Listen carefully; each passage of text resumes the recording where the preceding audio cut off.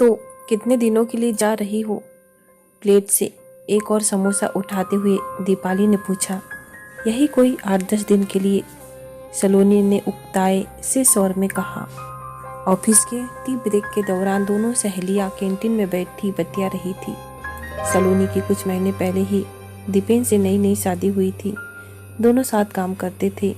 कब प्यार हुआ पता नहीं चला और फिर चट मंगनी पर ब्याह की तर्ज पर अब दोनों शादी करके एक ही ऑफिस में काम कर रहे थे। बस डिपार्टमेंट अलग था। सारा दिन एक ही जगह काम करने के बावजूद उन्हें एक दूसरे से मिलने जुलने की फुर्सत नहीं होती थी। आईटी क्षेत्र की नौकरी ही कुछ ऐसी होती है। अच्छा, एक बात बताओ कि तुम रह कैसे लेती हो उस जगह? तुमने बताया था कि किसी देहात में है तुम्हारी ससुराल। दीपाली आज पूरे मूड में थी सलोनी को चिढ़ाने के। वह जानती थी ससुराल के नाम से कैसे चिढ़ जाती है सलोनी।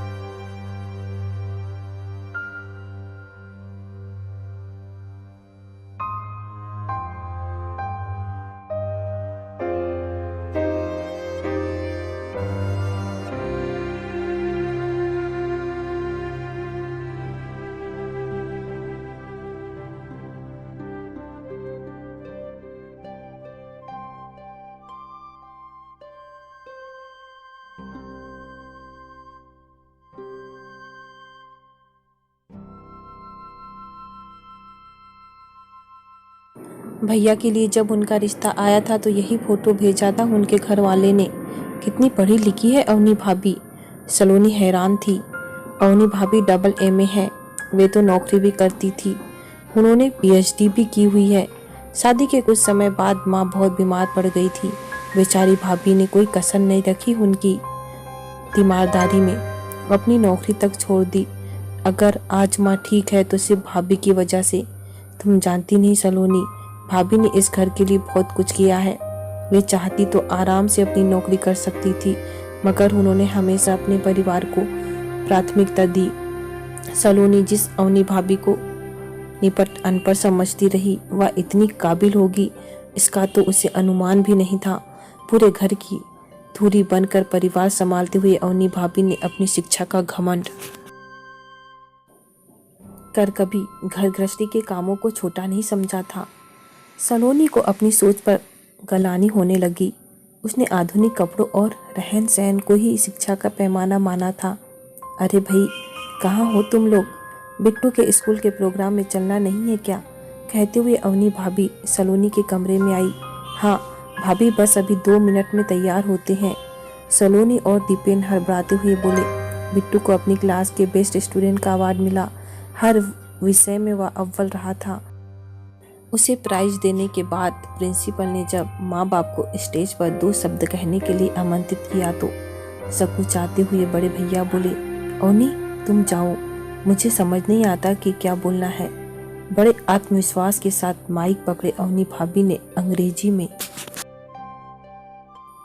अभिभावक की जिम्मेदारियों पर जब शानदार स्पीच दी तो हॉल तालियों से गड़गड़ाहट से गूंज उठा। घर लौटने के बाद दीपेन से सलोनी ने कहा, सुनो, कुछ दिन और रुक जाते हैं यहाँ, लेकिन तुम्हारा तो मन नहीं लग रहा था, इसलिए तो इतने जल्दी वापस जा रहे हैं। दीपेन हैरान होकर बोला, नहीं, अब मुझे यहाँ अच्छा लग रहा है। मुझे अवनी भाभी से बहुत कुछ सीखना है।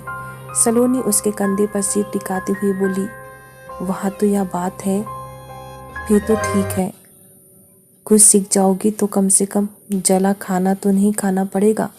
दीपेन ने उसे छेड़ा और फिर दोनों हंस पड़े।